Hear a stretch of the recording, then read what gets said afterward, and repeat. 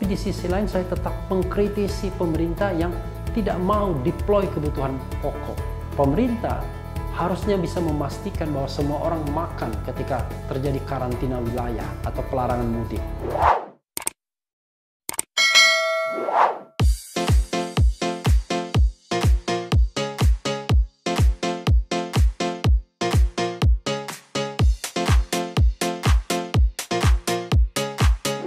Assalamualaikum warahmatullahi wabarakatuh.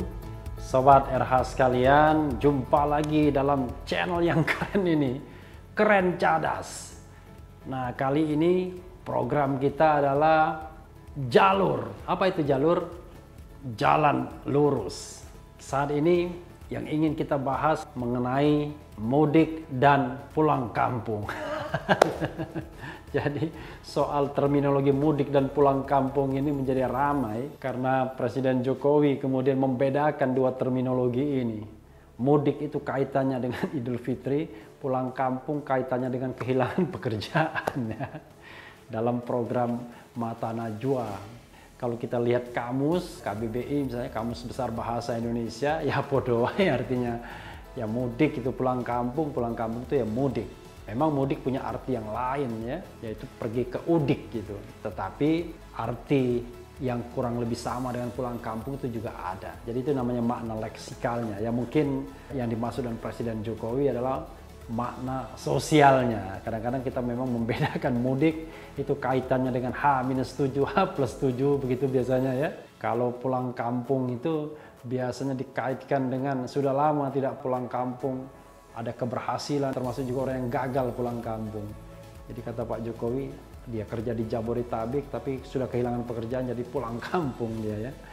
Tapi sebenarnya bukan itu esensinya Sobat RH sekalian yang ingin saya bahas, tetapi mengenai larangan untuk mudik atau larangan untuk pulang kampung yang sudah diterapkan per tanggal 24 April.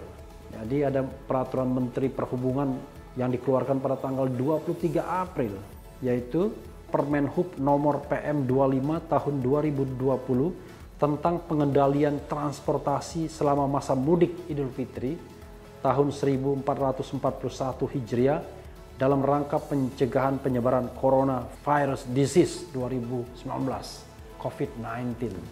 Memang setelah terjadi pro dan kontra, ingat perbedaan statement antara juru bicara Presiden Fajrul Rahman dengan Menteri Sekretaris Negara Pratikno. Statement Fajrul Rahman berbeda dengan statement Pratikno dalam hal mudik. Sekarang pemerintah setelah seperti poco-poco akhirnya memang melarang mudik. Saya pribadi Sobat RH sekalian dari awal bersikap bahwa pemerintah harus at all cost untuk melindungi segenap bangsa.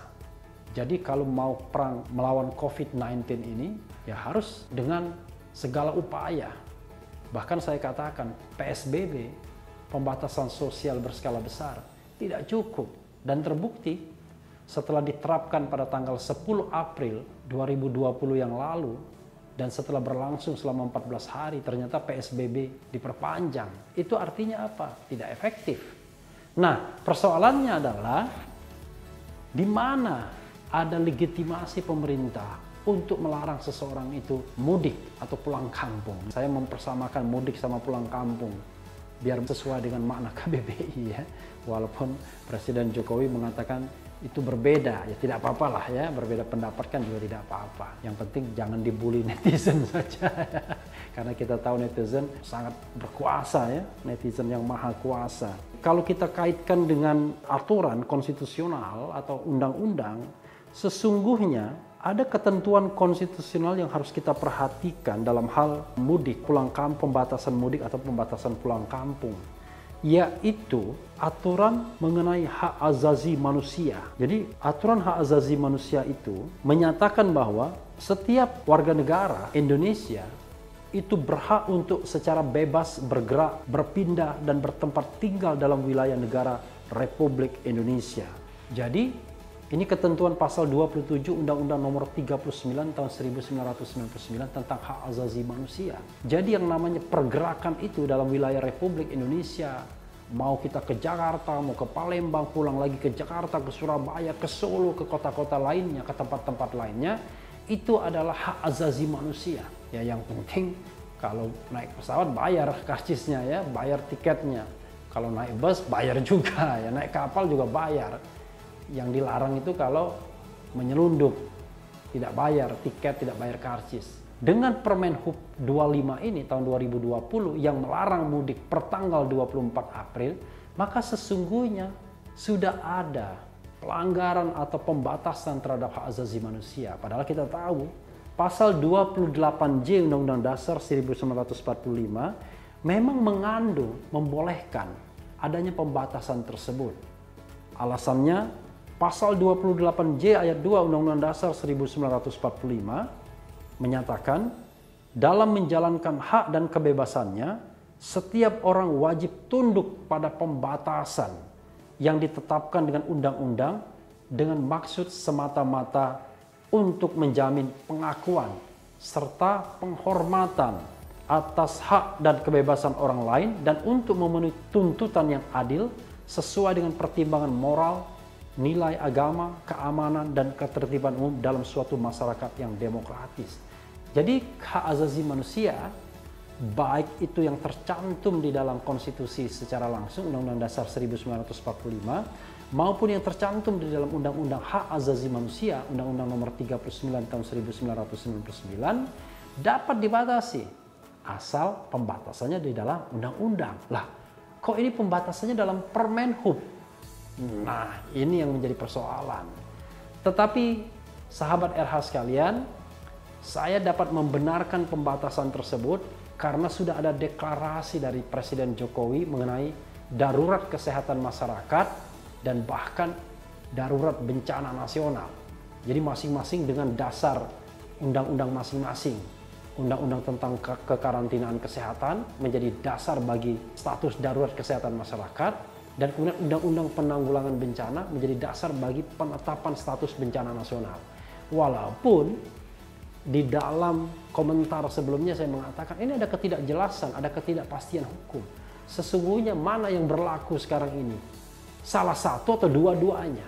Apakah yang terakhir yang harusnya berlaku berdasarkan azas lex posteriori derogat lex priori? Jadi hukum yang kemudian mengalahkan hukum yang terdahulu.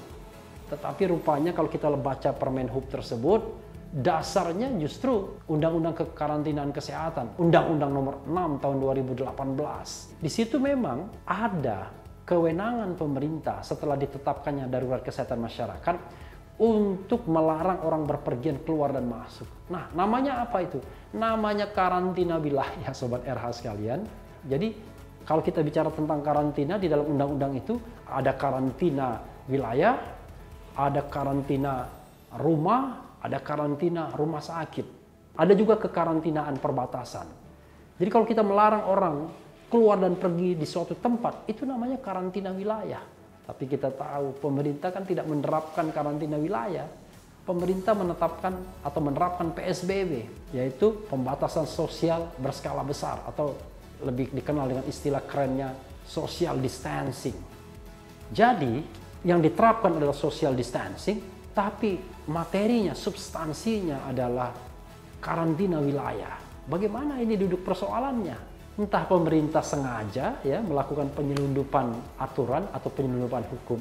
Karena kalau karantina wilayah yang diterapkan, maka karantina wilayah itu membebani kewajiban pemerintah untuk menyediakan kebutuhan dasar penduduk yang dikarantina, termasuk juga hewan ternaknya.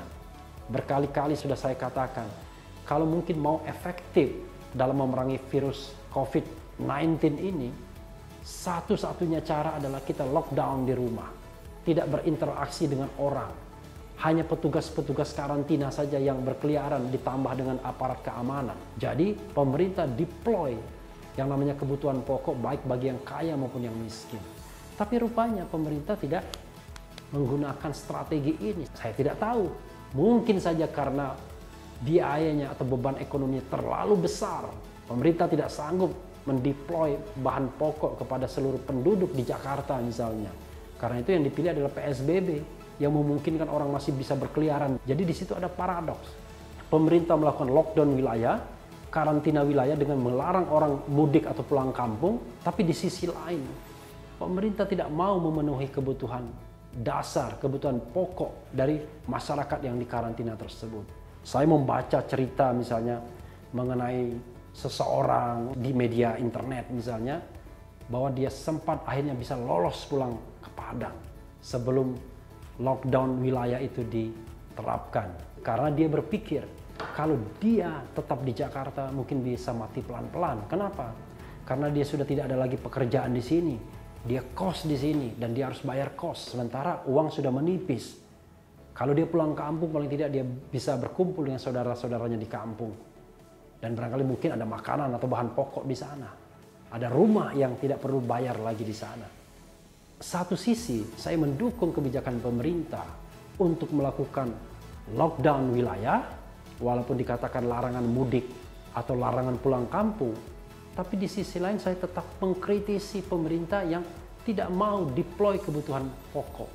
Pemerintah harusnya bisa memastikan bahwa semua orang makan ketika terjadi karantina wilayah atau pelarangan mudik.